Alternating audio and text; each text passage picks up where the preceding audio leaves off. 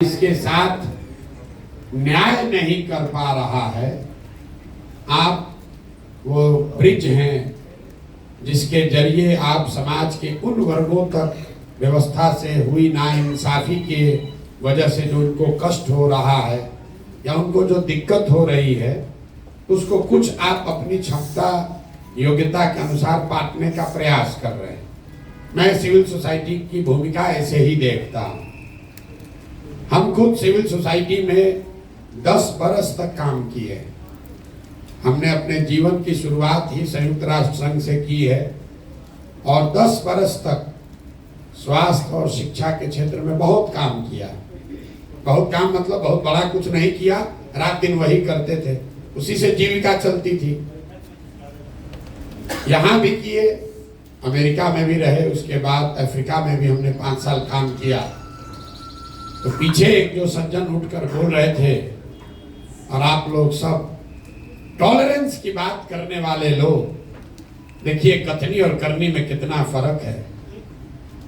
Tolerance पर बड़ा बड़ा लेक्चर देने वाले सिविल सोसाइटी के लोग, आपका साथी एक पीछे से खड़ा होकर बोल रहा है कि भैया सब एनजीओ बंद कर देना चाहिए, इतना अच्छा व्यवस्था हो कि एनजीओ काम न करे, तो 2 मिनट में यहां से हुटिंग जारी हो गई। आप अंदाजा लगाइए कि जो सत्ता में बैठता है उसका दिमाग क्यों खराब हो जाता है, क्योंकि टॉलरेंस जितना आप भी वहां सत्ता में बैठिएगा कुर्सी पर, आपको भी किसी का दूसरा मत सुनने का दम नहीं। आप वही सुनना चाहते हैं जो आप सुनना चाहते हैं। दूसरे पर दोष देना बहुत आसान है। भाई साहब ने कहा कि मैं बहुत अपमानित फील कर रहा हूं कि 2 घंटा आप लेट आए हैं। बात तो ठीक है, मुझे क्षमा मांगना चाहिए। 1 बजे की बात हुई थी, हम 1 बजे से यही बैठे हुए हैं, बगल में बैठक चल रही है। आप लोग के भी जुटने में समय लगा, फिर मुझे लगा कि 2 बज गया है तो आपको खाना खा लेना चाहिए। आप 2 घंटे इंतजार कर रहे हैं, आपको अपमानित जरूर लगा होगा, लेकिन आप दशकों से एक अपने बच्चों के लिए अच्छी व्यवस्था बने उसका इंतजार कर रहे हैं, उसमें आपको कोई अपमान नहीं लग रहा, उसमें कोई अपमान नहीं लग रहा। यहाँ पर जितने लोग आप आए हैं, आप लोग सब ग्रामीण क्षेत्रों में, कई लोग शहरों में, जो डिप्राइव्ड कम्युनिटी है, अपने आप को वंचित बताता है। आपके जो लिखे हुए सवाल सब मैं पढ़ रहा था अभी, कि आप ये दावा करते हैं कि समाज में जो कमजोर है, वंचित है, पीछे छूट गया है, आप उसकी मदद के लिए काम कर रहे हैं। चाहे वो जमीन एक्विजिशन का मामला हो, किन्नरों का मामला हो, पढ़ाई हो, एजुकेशन है, आप दावा कर रहे हैं कि आप उसमें उनकी मदद करते हैं, उसके लिए काम कर रहे हैं। हम भी पिछले 2 बरस से गांव-गांव घूम रहे हैं। आप तो लोगों की मदद कर रहे हैं, हम मदद नहीं कर रहे हैं, लेकिन लोगों को जाकर देख सुन समझ रहे हैं। 5300 से ज्यादा गांव में हम पैदल चल के गए और एक सवाल जो मैं हर गांव में, हर सभा में करता हूं कि भाई ये बताइए कि बिहार में और कुछ हो या न हो, आपके गांव पंचायत में पढ़ाई और रोजगार की व्यवस्था होनी चाहिए या नहीं होनी चाहिए। मैं आपको बिहार के समाज का अपना अनुभव बता रहा। 100% लोगों ने, चाहे वो किसी जाति का हो, धर्म का हो, पढ़ा लिखा हो, अनपढ़ हो, गरीब है, अमीर है, हिंदू है, मुसलमान है, महिला पुरुष, सब लोग हाथ उठाकर कहते हैं कि न भैया और कुछ हो चाहे नहीं हो, पढ़ाई रोजगार तो निश्चित तौर पर होना चाहिए। मैं 2 बरस पैदल चलने के बाद ये आपको दावे के साथ कह सकता हूं कि बिहार में कोई ऐसा गांव नहीं है जहां सारी चर्चा के बाद लोगों को अगर विकल्प दिया जाता है कि बताओ 1-2 काम जो होना चाहिए वो क्या होना चाहिए, लोग कहते हैं रोजगार, पढ़ाई होना चाहिए। उसके लिए प्रशांत किशोर और किसी एनजीओ की जरूरत नहीं है, लेकिन उसको ये मालूम नहीं है कि जवाब देने के बाद दूसरा सवाल क्या होगा। फिर मैं लोगों से पूछता हूं कि अपने अपने बच्चों के सर पर हाथ रखकर बोलो कि आप में से किसने जीवन में एक बार भी पढ़ाई और रोजगार के लिए वोट किया है। और उसका परिणाम सुनिए, आज तक 5300 गांव में एक आदमी भी हाथ उठाकर नहीं कहा कि हमने अपने बच्चों के पढ़ाई रोजगार के लिए वोट दिया है। हम आपका हाथ नहीं उठवाएंगे, लेकिन आपके लिए दावा कर देते हैं, यहाँ बैठा हुआ शिक्षा के क्षेत्र में काम करने वाले, लाइवलीहुड के क्षेत्र में काम करने वाले लोगों ने भी अपने बच्चों के पढ़ाई रोजगार के लिए कभी वोट नहीं दिया है। आपने भी नहीं दिया है, काहे ज्ञान दे रहे? इतना ज्ञान मत दीजिए, ये ज्ञान आप भी मत दीजिए। बड़ी बड़ी बात आप भी कीजिएगा, अब फिर यहाँ से निकल के जाइएगा तो आपको भी हिंदू मुसलमान दिखेगा, आपको भी कुशवाहा यादव ब्राह्मण दिखेगा, आपको भी मंदिर मस्जिद दिखता है, आपको भी 5 किलो अनाज दिखता है, आपको भी मोदी का सीना 56 इंच का दिखता है। तो मेरे भाई, आप चाहे पढ़े लिखे हैं या बेवकूफ, सिविल सोसाइटी से जुड़े हैं या सिविल सोसाइटी से फायदा उठा रहे हैं, हर आदमी यहाँ वही गलती कर रहा है जो सामान्य आदमी कर रहा है। इसीलिए हम लोग इस दुर्दशा में जी रहे हैं। और हम आपसे मदद के लिए नहीं बुलाए, ना हम आपकी कोई मदद करने वाले। कोई बता रहा है पीछे से, अभी हम उस पत्र में भी आपके सवाल में देखे, किसी ने लिखा है कि आप इतना पैसा खर्चा करके पैदल चल रहे हैं, कुछ पैसा हम लोग को देते तो हम लोग ज्यादा असर दिया है। गाँव में हम चलते हैं, देखिए, अरे हम आपको भाषण देने के लिए नहीं बुलाए, आप जरा देखिए कि सामान्य आदमी में और अपने आप को इंटेलेक्चुअल बुद्धिजीवी करने वाले में कोई फर्क नहीं है।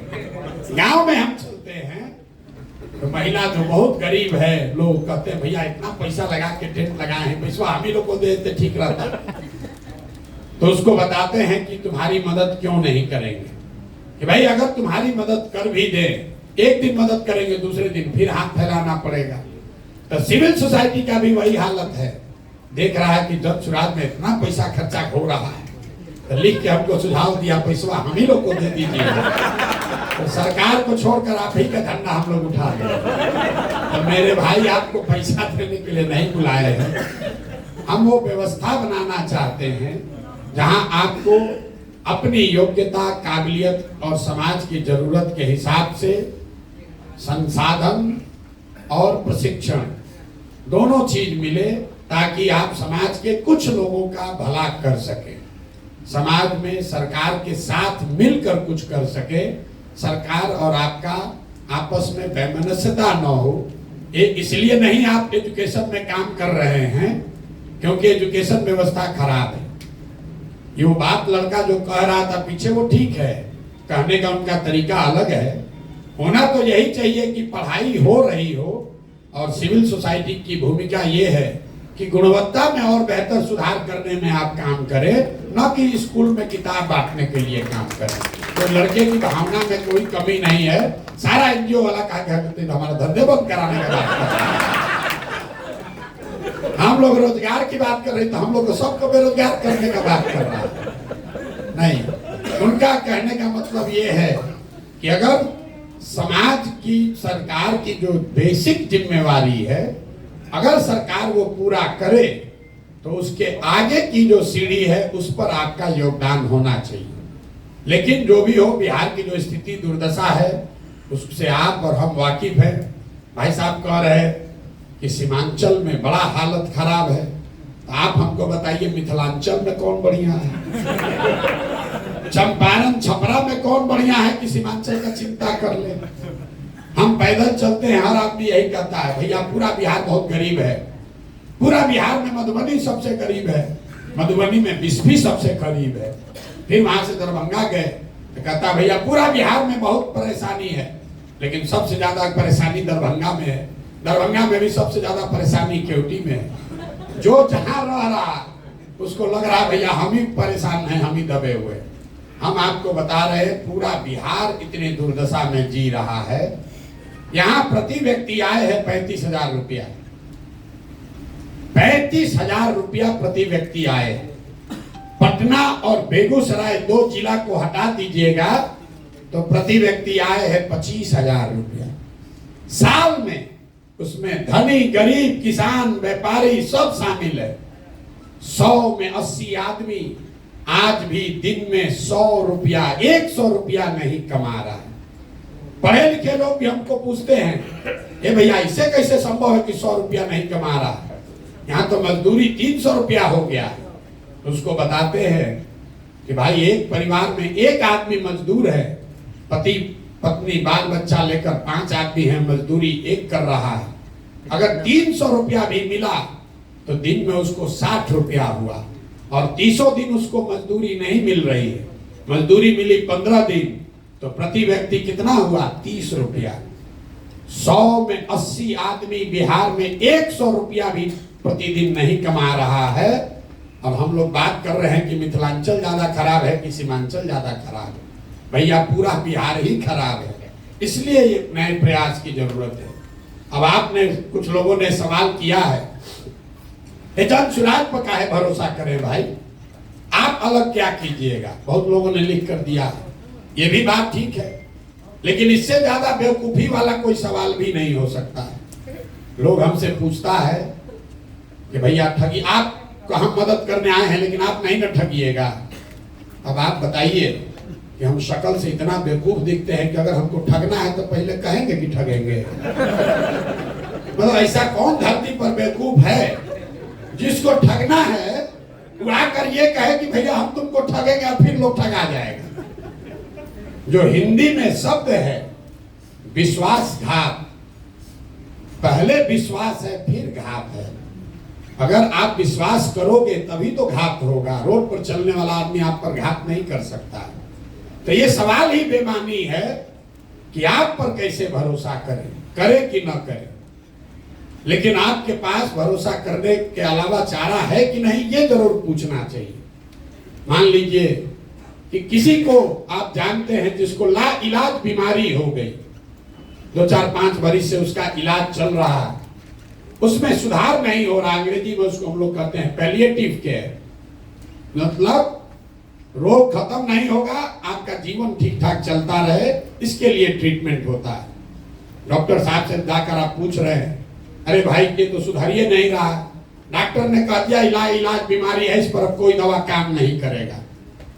फिर एक दिन आप डॉक्टर साहब के पास पहुंचे, किसी ने बताया डॉक्टर साहब ने कि देखो एक दवा आया है नया, अभी ट्रायल में चल रहा है, हम गारंटी नहीं दे रहे हैं, लेकिन अगर आप अनुमति दोगे तो ट्राई करके देखते हैं, 50% सफलता मिल भी सकता है, नहीं भी मिल सकता है।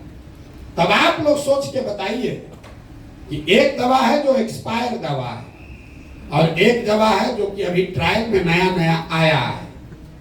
एक तो मालूम है कि एक्सपायर दवा है, उससे तो कुछ होगा नहीं, खत्म हो गया कहानी। लेकिन जो ट्रायल में दवा आया है 50% चांस है वो सही भी हो सकता है, गलत भी हो सकता है। तो आप सारे बुद्धिजीवी लोग मिलकर क्या निर्णय लेंगे कि भैया चलो कम से कम 50% तो चांस है, तो जब सुराज वही 50% चांस है, क्योंकि जो यहाँ पहले से व्यवस्था है वो तो पूरा एक्सपायर है। अरे जिस राज्य में थोड़ा बहुत विकास होता, वहां पर अगर कोई नया दल बनाए तो ये समाज का पूछना लाजमी है कि भाई हम इनको छोड़कर आपको क्यों दें। बिहार के आदमी को तो पूछना ही नहीं चाहिए, क्योंकि आपके पास तो कुछ है ही नहीं है। जो पहले से 3 गो दल है वो आपका खून चूस लिया, दूह कर आपको खाली कर दिया। आपको तो कहना चाहिए भाई जो मिले वही कम से कम ट्राई करके तो देखते हैं। तो जन सुराज हम आपको ये गारंटी नहीं दे सकते हैं कि हम ही सही हैं, लेकिन इतना जरूर बता सकते हैं कि जो पहले से यहाँ 3 गो दल चल रहा है, जो व्यवस्था है, उसके मुकाबले इसमें जरूर कुछ बेहतर की संभावना हो सकती है। और वो संभावना इसलिए नहीं है कि उसको प्रशांत किशोर कर रहे हैं, वो संभावना इसलिए है कि आप जैसे हजारों सैकड़ों लोग मिलकर इसको बनाने का प्रयास कर रहे हैं, और इसको बनाने में, आगे चलाने में जितना अच्छे लोगों का सहयोग, उनकी भागीदारी रहेगी, उतना ज्यादा सफलता की संभावना ज्यादा होगी। किसी एक व्यक्ति के कह देने से कि हम आएंगे तो ठीक हो जाएगा, हम पर भरोसा कर लो, इससे बड़ा कोई झूठ हो नहीं सकता। पीछे से एक जेपी सेनानी साहब खड़े हुए, उन्होंने बहुत अच्छी बात भी कही हमारे लिए, जन स्वराज के लिए अच्छी बात उन्होंने कही, उसके लिए आपका धन्यवाद कर रहे हैं सर। लेकिन कई लोगों को यहाँ बैठे हुए लगता है, लोगों ने प्रश्न भी भेजा है हमको कि भैया जेपी के आंदोलन से बिहार नहीं सुधरा, अन्ना का आंदोलन का हम लोग हसर देख लिए, तो आपके इस प्रयास से बिहार कैसे सुधरेगा, जन स्वराज से कैसे सुधरेगा। तो मेरे भाई, हम आपको इतना ही कह सकते हैं कि प्रशांत किशोर का आंदोलनों में कोई यकीन नहीं है। मानव सभ्यता के इतिहास को अगर आप ध्यान से पढ़ेंगे तो आपको पता चलेगा कि सिर्फ बिहार में नहीं, पूरे देश में भी नहीं, पूरे दुनिया में मानव सभ्यता के इतिहास को पढ़िए तो आपको पता चलेगा कि फ्रांस की क्रांति को अगर अपवाद के तौर पर हटा दिया जाए तो आज तक कोई भी क्रांति से मानव सभ्यता में सृजन का काम नहीं हुआ है। आंदोलन सृजन का हथियार नहीं है, यह आपके मन में भ्रम बैठ गया। आंदोलन सृजन का हथियार नहीं है।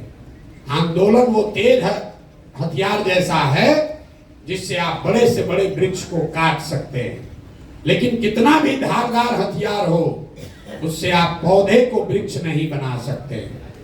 तो समाज में जो सृजन का काम है वो आंदोलन से नहीं हो सकता है। आपने देखा जेपी आंदोलन हुआ, उस आंदोलन की धार इतनी थी कि तब की सत्ता में बैठी इंदिरा गांधी को सत्ता से हटा दिया गया।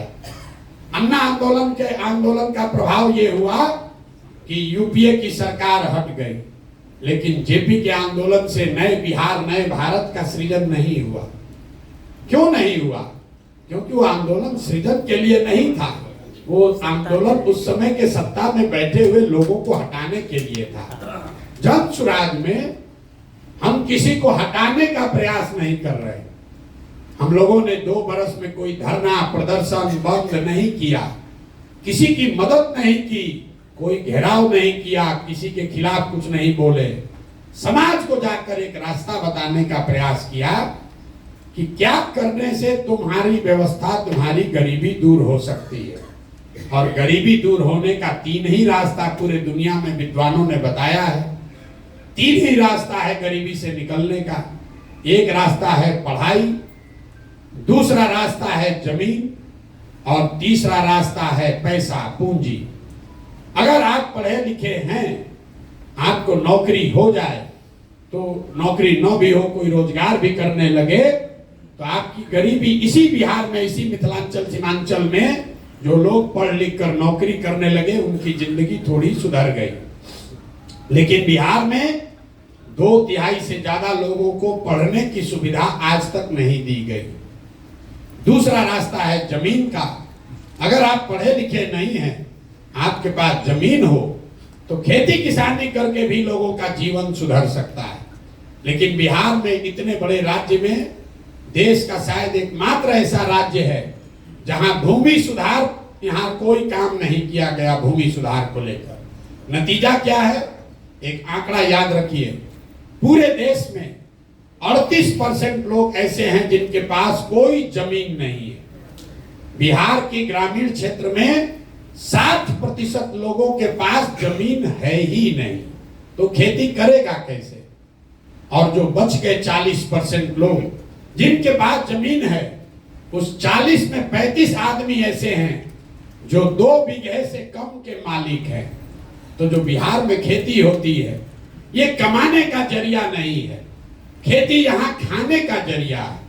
आप गांव देहात में सुनते होंगे, लोग कहता है कि हम कटिया करने आए हैं, रोपनी करने आए हैं, कमाने के लिए लुधियाना जाएंगे।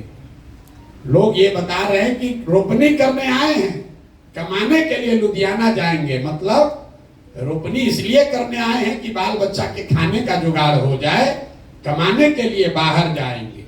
तो यहाँ की जो खेती है, यहाँ का जो भूमि का जो प्रोडक्टिविटी है, वो इतना कम है जिससे लोगों का सिर्फ पेट भर रहा है। और तीसरी बात, जब आपके पास पढ़ाई नहीं है, जमीन से प्रोडक्टिव इनकम नहीं है, तो एक ही रास्ता बचा। अगर लोगों के पास पैसा, पूंजी होता तो कोई ना कोई रोजी रोजगार हर आदमी कर सकता है। आप में से कई लोग लाइवलीहुड के फील्ड में काम करते होंगे, लेकिन बिहार में पूंजी की इतनी कमी है कि यहाँ सीडी रेशियो है 40%। बहुत कम लोग इसकी चर्चा करते हैं। बिहार में सीडी रेशियो है 40%। मतलब जो पैसा आप और हम बैंक में रखते हैं, बैंकों की जिम्मेवारी है कि अगर आप 100 रुपया बैंक में जमा कीजिएगा तो कम से कम 70 रुपया लोन के तौर पर समाज को उपलब्ध होना चाहिए। घर बनाने के लिए, गाड़ी खरीदने के लिए, बिजनेस व्यापार करने के लिए, खेती करने के लिए। भी पूरे देश में अभी सीडी रेशियो है 74%, बिहार में ये रेशियो है 40%। इसका नतीजा क्या होता है? इसका नतीजा ये है कि पिछले 30 वर्ष में बिहार से 26 लाख करोड़ रुपया, जरा समझिए, 26 लाख करोड़ रुपया आपका, हमारा, बिहार की गरीब जनता का जो यहाँ बैंकों में जमा हुआ, उसमें से 26 लाख करोड़ रुपया बैंकों ने बिहार से उठाकर दूसरे राज्यों में भेज दिया। आप सोच रहे हैं कि 2000 करोड़ का कोई फैक्ट्री लगाए, कोई चीनी मिल चालू करे, कोई जूट मिल लगाए। हम आपको बता रहे हैं 26 लाख करोड़ रुपया, ये मेरा आंकड़ा नहीं है, रिजर्व बैंक ऑफ इंडिया का आंकड़ा। पिछले वर्ष यहाँ बिहार की गरीब जनता ने यहाँ के बैंकों में टोटल पैसा जमा किया 4,61,000 करोड़ रुपया, और 4,61,000 करोड़ में से 70% के हिसाब से कम 2,80,000 करोड़ रुपया बिहार के लोगों को मिलना चाहिए था, रोजी रोजगार के लिए, व्यापार के लिए, घर के लिए, गाड़ी के लिए। मिला कितना? 1,61,000, 1,61,000 करोड़। बाकी पैसा कहाँ गया? बाकी पैसा गया आंध्र प्रदेश, गुजरात, तमिलनाडु, केरल, कर्नाटक। वहां पर सीडी रेशियो कितना है? वहां पर सीडी रेशियो है 90, 95, 100, 105। अगर आंध्रा में बैंकों में 100 रुपया जमा हुआ तो आंध्रा के लोगों को 105 रुपया कर्ज मिला। बिहार के लोगों ने 100 रुपया जमा किया तो हमको, आपको 40 रुपया मिला। आप अंदाजा लगाइए, बोलचाल की भाषा में समझिए, कहता है सीडी रेशियो क्या होता है। अगर आप जितने लोग आए हैं सबके पास मोटरसाइकिल, कार होगा, लेकिन अगर बैंक से आपको गाड़ी, मोटरसाइकिल के लिए लोन न मिले तो 90% आदमी गाड़ी, मोटरसाइकिल नहीं खरीद पाएगा। सबका लोन से ही आप मोटरसाइकिल खरीदे होंगे। वो पूंजी की उपलब्धता है कि आपके पास मोटरसाइकिल का ओनरशिप बढ़ा। जब पहले मोटरसाइकिल के लिए लोन नहीं मिलता था, गांव में 4 गो 5 गो मोटरसाइकिल था, अब हर महीने 1500 रुपया दीजिएगा, मोटरसाइकिल मिल जाता है। तो लोन की उपलब्धता, पूंजी की उपलब्धता से लोगों की लाइवलीहुड बढ़ी, उनकी मोबिलिटी बढ़ी। आप अंदाजा लगाइए, अगर 2.5 लाख करोड़ रुपया हर साल एक्स्ट्रा मिलने लगता तो कितने लोग अपना घर बड़ा बनाते, कितने लोग नई गाड़ियां खरीदते, कितने लोग नया रोजी रोजगार करते। यहाँ बहुत लोग अनुभवी बैठे हुए हैं। हम लोग के पिताजी के टाइम में जब घर बनता था, साल भर आप काम कीजिए, पैसा बचाइए, उसके बाद आदमी 2 कमरा बनाता है, फिर बेटा का ब्याह लगा करता है, इस पर पैसा जुगाड़े हैं, लिंटर करेंगे। लेकिन वही HDFC, स्टेट बैंक अगर आपको 20 लाख रुपया लोन दे दे तो आप पूरा घर बना लेते हैं और फिर EMI से पैसा वापस करते हैं। ये पूंजी की ताकत है। बिहार में गरीबी का मुख्य कारण यह है कि यहाँ गरीबी से निकलने के 3 रास्ते जो आपके काम से जुड़ा हुआ है, शिक्षा, जमीन और पूंजी, इस तीनों की उपलब्धता नहीं होने की वजह से लोग गरीब हैं। और लोगों को लग रहा है सरकारी नौकरी, लोग यहाँ देखिए बहस क्या चल रहा है कि 10 लाख नौकरी देगा कि नहीं देगा। आपको एक और आंकड़ा दे रहे हैं, पूरे बिहार में चपरासी से लेकर, आप लोग एनजीओ सेक्टर में काम करते हैं, आप लोग की भी इच्छा है सरकारी नौकरी मिल जाता तो बढ़िया होता। पूरे बिहार में 75 साल में चपरासी से लेकर मुख्य सचिव तक जितने लोग सरकारी नौकरी में हैं, सबकी संख्या जोड़िएगा तो वो संख्या है 23 लाख लोग।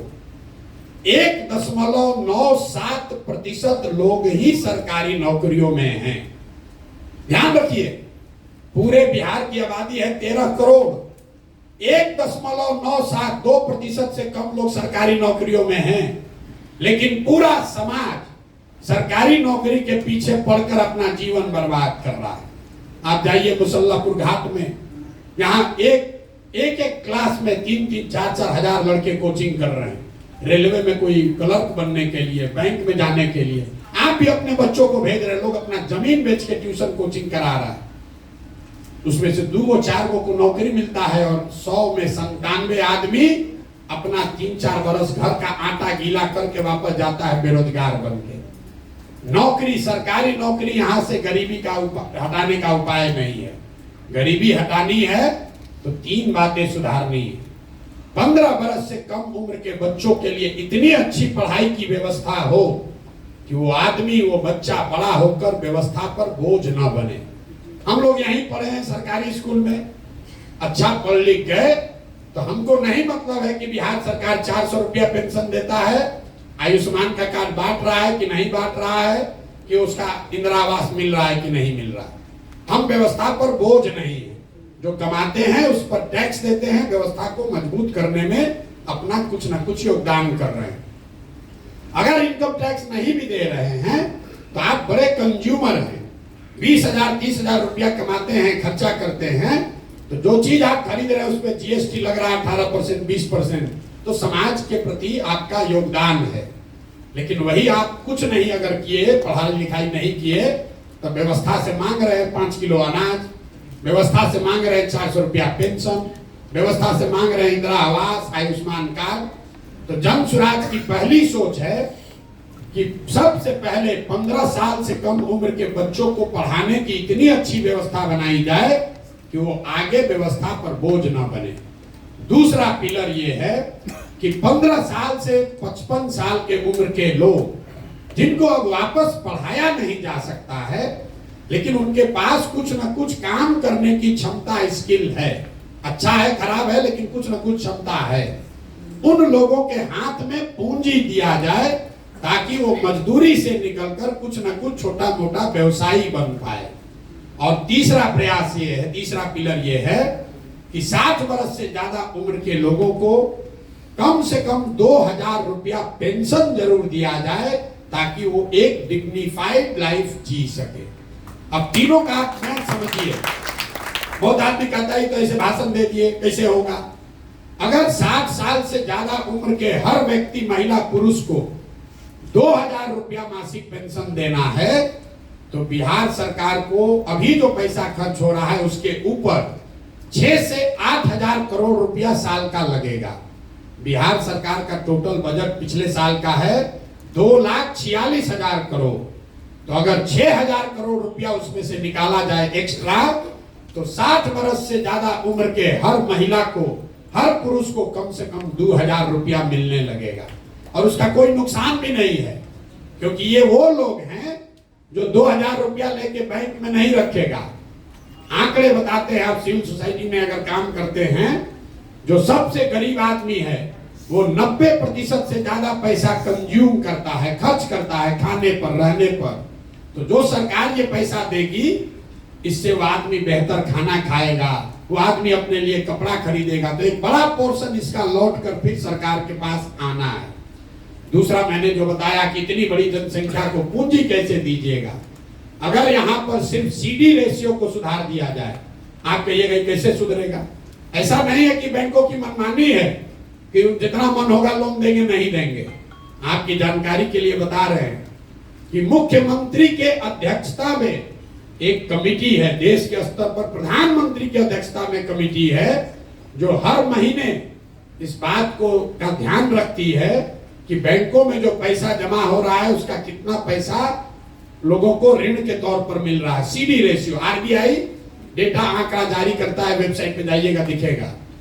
बिहार में भी ये व्यवस्था है जहां मुख्यमंत्री की अध्यक्षता में सारे बैंकों के हेड बैठते हैं कि कितना पैसा लोन के तौर पर दिया गया। लेकिन जैसे बिहार में शिक्षक मुख्यमंत्री की बात नहीं मान रहा है, पुलिस वाला नहीं मान रहा है, डॉक्टर, पदाधिकारी, सीओ, वीडियो नहीं मान रहा है, वैसे बैंक वाला भी उसका बात नहीं मान रहा है। लेकिन अगर सरकार की नीयत ठीक हो तो सीडी रेशियो को 3 से 6 महीने में ठीक किया जा सकता है। तो जो जन स्वराज हम लोग जाकर गांव-गांव कह रहे हैं कि साल भर के अंदर यहाँ से सारे बेरोजगार लोगों को 10-12 हजार रुपए का रोजगार दिया जा सकता है। उसका आधार सीडी रेशियो को सुधारना है ताकि यहाँ पर लोगों को रोजी रोजगार मिल सके। अब इसका एक आप प्रैक्टिकल उदाहरण समझिए। गांव में मान लीजिए आपको बाल काटने आता है, बाल काटने आता है, आपके पास 20,000 रुपया है, आपने 5 साल 7 साल मेहनत किया, किसी सैलून में काम किया, 20,000 रुपया बचाए। अब आपकी इच्छा हुई कि हम एक सैलून खोलें, सैलून खोलेंगे, उसमें 4 आदमी को नौकरी भी देंगे, अपना परिवार भी चलाएंगे। सैलून खोलने जब आप गए अपने शहर में तो पता चला, अपने चट्टी गांव टाउन जो भी कह लीजिए बाजार में, तो पता चला कि यहाँ तो 1 लाख रुपया लगेगा तब सैलून खुल पाएगा। तो आप नेचुरल आपका प्रयास है कि आप बैंक में जाइए ताकि 80,000 रुपया आपको मिले और आप 1 लाख में सैलून खोल लीजिए। 80,000 को सैलून चलाकर धीरे धीरे वापस कीजिएगा। जब बिहार में पूंजी उपलब्ध नहीं होता है तो आदमी क्या करता है, बाल काटने उसको आ रहा है लेकिन पूंजी नहीं हुआ, अब बचा उसके पास अपना 20,000, तो उस 20,000 को खर्च कैसे करता है? वो 5,000 रुपया 4,000 रुपया खर्चा करता है, किसी नौकरी के दलाल को देता है कि बॉम्बे में दिल्ली में किसी सैलून में हमको नौकरी दिलवा दो। फिर 2,000-2,500 रुपया में ट्रेन का बस का टिकट खरीदता है ब्लैक में कि हम लद्दाख कर बोरा की तरह कम से कम दिल्ली बॉम्बे पहुंचे। 5-7 हजार रुपया खर्चा हो गया, अब बचा उसके पास 15,000 12,000। वहां बॉम्बे दिल्ली गया तो वहां जो खोली वाला है तो 3 महीने का एडवांस ले लिया, 5-7 हजार वो भी चला गया। 1-2 हजार रुपया का जो बर्तन बासन है उसमें खर्चा हो गया। तो आप देखिए पूंजी की महत्ता। आदमी को बाल काटने आता है, बाल आदमी वही है, अगर उसको 80,000 रुपया मिल जाता लोन के तौर पर तो यहाँ सैलून चलाता, 4 आदमी को नौकरी देता, एक छोटा व्यवसायी होता। लेकिन वो 80,000 नहीं मिला तो बॉम्बे में दिल्ली में जाकर मजदूर बन गया, बाल वहां भी काट रहा है लेकिन वहां मजदूर के तौर पर काट रहा है, यहाँ छोटा व्यवसायी होता। तो हम लोग क्या जन स्वराज की जो सोच है कि जो जवान लड़के हैं, जो नवयुवक हैं, उनको पूंजी उपलब्ध कराया जाए ताकि घर घर में रोजी रोजगार हो सके। जो महिलाओं के लिए हम लोग बात कर रहे हैं, इसी क्षेत्र में गुजरात को अगर आप पढ़िएगा ध्यान से, गुजरात की सामाजिक स्थिति को ध्यान से देखेंगे, सबसे ज्यादा सबसे पहले वहां पर प्रॉस्पेरिटी तब आई जब घर घर से दूध का कारोबार शुरू हुआ। यहाँ पर ये राय जी बैठे हुए हैं, कोऑपरेटिव के हैं, आज आए मिलने सुधा के, तो कह रहे हैं भैया अमूल वाला आके सब कैप्चर कर रहा है बिहार में, सब अमूल के लोग आकर कैप्चर कर रहे हैं। तो हम लोग बात कर रहे थे कि अमूल जो आपको देश का बड़ा कोऑपरेटिव दिखता है, आप में से ज्यादातर आदमी नहीं जानते होंगे, गुजरात का एक जिला है बनासकाठा। बनासकाठा डेयरी, एक जिले का डेयरी इतना बड़ा है कि अमूल से भी दुगना बड़ा है। पूरे महाराष्ट्र का दूध, जैसे आप देखते हैं ट्रेन से ये तेल का ढुलाई होता है, हर दिन महाराष्ट्र से पूरा रेक जाता है, महाराष्ट्र में सिर्फ बनासकाठा से वो रेक जाता है पूरा दूध भर के। तो जब वहां की महिलाओं को ऑपरेशन फ्लड के तहत पैसा दिया गया, घर घर लोगों ने भैंस गाय का व्यापार शुरू कर दिया, 50 लीटर 20 लीटर 30 लीटर दूध बेचने लगा, उससे लोगों को आमदनी बढ़ी।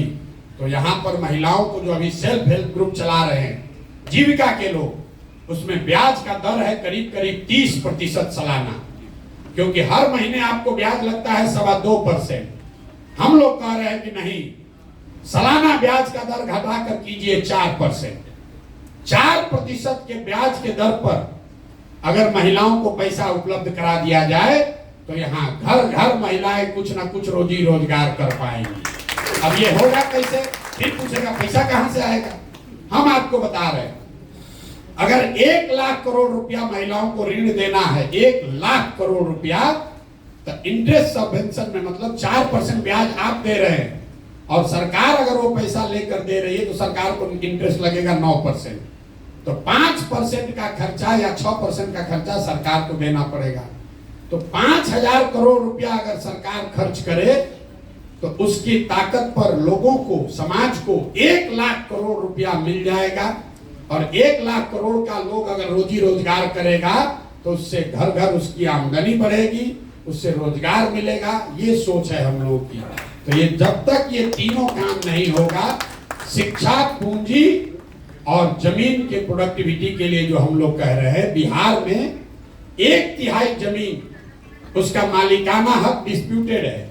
अगर आप लोग गांव देहात में काम करने का अपने अनुभव का दावा करते हैं तो आपको मालूम होगा 1/3 FIR जमीन के विवाद से जुड़ा हुआ। जमीन का मालिकाना हक लोगों को पता नहीं है। अभी सरकार ने जो सर्वे अभियान शुरू किया है, ये समझिए कि घाव है उसको उखाड़ के और खराब करने का काम है। पूरे समाज में हमें पहले आदमी हम हैं जिसने कहा कि इससे पूरे समाज में घर घर में झगड़ा लगेगा, भ्रष्टाचार बहुत आगे बढ़ जाएगा। अब देखिए अभी 1 महीना हुआ है, लोग बाप बाप चिल्ला रहे हैं, और 2-3 महीना आते आते आप देखिएगा ये लैंड सर्वे को रुक जाना है। अगर नहीं रुका तो गोली बंदूक चलेगा, घर घर में आपस में लड़ाई होगा। नीतीश कुमार बिना सोचे समझे, बिना तैयारी के सर्वे करा रहा है। बिहार में भूमि सुधार अगर लागू करना है तो उसके लिए 5 वर्ष का समय चाहिए, और जो काम अंग्रेजों ने के समय में किया गया था, जब तक यहाँ के जमीन को पुनः फ्रेश फिर से उसकी मापी नहीं होगी, फिर से उसका मालिकाना हक नहीं तय किया जाएगा, तब तक ये वंशावली बनाकर और NOC लेकर आप बिहार में भूमि की परेशानी को दूर नहीं कर सकते हैं। इससे समस्या और बढ़ेगी। तो हम लोग का जो पूरा प्रयास है, शिक्षा 15 साल से कम उम्र के बच्चों को इतनी अच्छी शिक्षा दी जाए कि वो व्यवस्था पर बोझ न बने। युवा जिसको पूंजी उपलब्ध कराया जाए ताकि वो अपने लिए रोजी रोजगार कर सके, और बूढ़े लोगों को हर हालत में कुछ सम्मानजनक जिंदगी जीने भर का मदद किया जाए। ये जन स्वराज की सोच है। अब आप लोगों ने कुछ अपना ऐसा सुझाव नहीं दिया। पीछे से कोई एक लैंड एक्विजिशन को लेकर बोला है। लैंड एक्विजिशन को लेकर जो परेशानी यहाँ आ रही है, चौसा का बिंदु है, या आज हमें किसी ने नालंदा राजगीर की भी बात बताई है, जो एयरपोर्ट के लिए जमीन लिया गया है। इसमें जो कानून है, भूमि अधिग्रहण कानून बिल्कुल ठीक है कि जो मार्केट का रेट है उससे 4 गुना मिलना है। दिक्कत यह है, ऑपरेशनल दिक्कत, यहाँ जमीन पर भूमि अधिग्रहण किया गया 10 वर्ष पहले और उसका सेटलमेंट हो रहा है आज। तो विवाद लोगों को ये नहीं है कि हम जमीन देंगे कि नहीं देंगे। विवाद ये है कि जमीन का दाम 10 वर्ष पहले वाला देखकर 4 गुना किया जाए कि आज के भाव का 4 गुना किया जाए। सरकार का ये कहना है कि भाई अधिग्रहण तो 10 वर्ष पहले हो गया, प्रोजेक्ट पास हुआ 10 वर्ष पहले, बजट पैसा आया 10 वर्ष पहले के हिसाब से, आज मुआवजा बट रहा है। तो लोग जब बट रहा है तो कह रहा है कि आज के हिसाब से दो, और सरकार क्या कह रही है कि हम तो 10 वर्ष पहले के हिसाब से बजट किए हुए हैं, तो हम तुमको आज के हिसाब से कैसे देंगे। तो ये प्योरली ऑपरेशनल दिक्कत है, ये नीतिगत मामला नहीं है। देश में भूमि अधिग्रहण को लेकर कानून बना हुआ है। मोदी सरकार ने 3 बार उसको हटाने का प्रयास किया, वापस नहीं हटा पाए। वो कानून बना हुआ है कि आज के मार्केट रेट से 4 गुना आपको पैसा मिलना चाहिए, लेकिन जिस दिन जमीन का अधिग्रहण हुआ उस दिन के मार्केट प्राइस से, 20 वर्ष के बाद का नहीं। तो इसमें कुछ जो जमीन जिनका है उनका भी गलती है। जब जमीन मिला, जब अधिग्रहण हुआ तब पैसा लिया नहीं, सोचता बढ़ेगा तब लूंगा। फिर 5 वर्ष के बाद आके सरकार ले रहा है तो कह रहा है जिस दिन आपको अधिग्रहण की सूचना जारी हुई है उसी डेट के हिसाब से पैसा मिलेगा। और आप चाह रहे हैं कि अब आज हम उस पर साइन दे रहे हैं, कंसेंट कर रहे हैं, तो आज हमको पैसा मिले। तो ये इसमें ऑपरेशनल दिक्कत है, ये नीतिगत मामला नहीं है। बाकी और कोई सुझाव आपका विशेष हमने देखा नहीं। जन सुराज को लेकर आपने जो सवाल किए हैं, तो किसी ने ठीक कहा, जन सुराज पर जितने भी तरह के सवाल हैं उस सवाल का जवाब तो हम लोग हर दिन दे ही रहे हैं गांव गांव जाकर। आपकी क्या भूमिका होनी चाहिए, आपकी भूमिका क्या होनी चाहिए, उसके लिए मैं अक्सर एक ग्रीस के बहुत बड़े दार्शनिक हैं प्लेटो, उनका एक कोट बताता हूं। प्लेटो ने बहुत सैकड़ों साल पहले कहा, if you do not participate in democracy be ready to be ruled by your inferiors. मतलब अगर आप राजनीति में भागीदार नहीं बनिएगा तो इस बात के लिए तैयार रहिए कि कोई मूर्ख आदमी राजा बनकर आप पर शासन करेगा। तो आप लोग जो सिविल सोसाइटी के पढ़े लिखे प्रबुद्ध लोग हैं, हम ये नहीं कह रहे हैं कि आप एनजीओ छोड़कर, सिविल सोसाइटी छोड़कर राजनीति में आ जाइए, लेकिन राजनीतिक और सामाजिक सरोकार से अपने आप को अगर आप हटा लीजिएगा तो समाज में जो गलत लोग हैं, जो लंपट है, बदमाश है, माफिया है वही आपका राजा बनकर आप पर शासन करेगा। फिर आप चाहे जितना डेमोन्स्ट्रेशन करते रहिए, जितना बार जाकर ज्ञापन दीजिए, बालू माफिया अगर शिक्षा मंत्री है तो वो शिक्षा के क्षेत्र में काम करने वाले एनजीओ से बात नहीं करेगा। उसको तो बालू से कमाने से फुर्सत होगा तब ना आपसे बात करेगा। अगर शराब माफिया स्वास्थ्य मंत्री हो जाएगा तो आप कितना भी ज्ञापन दे दीजिए, कितना आंकड़ा डेटा दे दीजिए, वो समझने वाला नहीं है। तो आपकी जिम्मेवारी ये है कि अपना काम करते हुए समाज को इस बात के लिए तैयार कीजिए कि भाई तुम अपने बच्चों के लिए वोट करो, अपने पढ़ाई रोजगार के लिए वोट करो। फिर मैं उसी आदमी की बात कहूंगा जो पीछे जिसके नाम पर आप लोग वोटिंग किए कि भैया हम एनजीओ चला रहे हैं, कितना दिन तुम्हारे बच्चा को पढ़ाएंगे। जब सरकार अच्छी बन जाएगी, अच्छा स्कूल होगा, तब सबके बच्चे अच्छा पढ़ेंगे। इसलिए अपने बच्चों के पढ़ाई के लिए वोट दो। बालू माफिया, शराब माफिया को वोट मत दो। जाति के नाम पर मत बिको। जितने लोग आप हैं, आप भी अपनी ओर से प्रयास कीजिए। ये प्रशांत किशोर का अकेला अपना प्रयास नहीं है। ये प्रशांत किशोर कोई कर्जा नहीं खाए हैं बिहार का कि हम ही को करना है। ये आपकी हमारी सबकी जिम्मेवारी है। मानवता का ये तकाजा है कि अगर आपका पेट भर जाए तो अपना पेट भरने के बाद अगर आपके पास कोई साधन, शक्ति, समय, व्यवस्था है तो जिसका पेट नहीं भरा है उसकी चिंता आप कीजिए। ये भी सिविल सोसाइटी का आपका मूल मंत्र है। अगर आप वो नहीं करते हैं तो बड़ी बड़ी बात कहने से कुछ नहीं होगा। कुछ ना कुछ योगदान कीजिए, थोड़ा कम कीजिए, ज्यादा कीजिए। पैसा और समय ये किसी के पास अपने जरूरत से ज्यादा नहीं है। अंबानी के पास भी पैसा उसके जरूरत से ज्यादा नहीं है, तभी तो रोज बिजनेस कर रहे हैं। तो ये समझना कि हमारा पास तो पैसा नहीं है, जब हो जाएगा तब करेंगे, हमारा पास तो समय नहीं है, जब समय रहेगा तब करेंगे, तो किसी के पास समय और पैसा ज्यादा नहीं होता है। आपको अपने जीवन में तय करना है कि जो हमारे पास है इसमें से कुछ न कुछ अपने समाज के लिए, अपने मिट्टी के लिए कुछ न कुछ हम अपना योगदान करेंगे।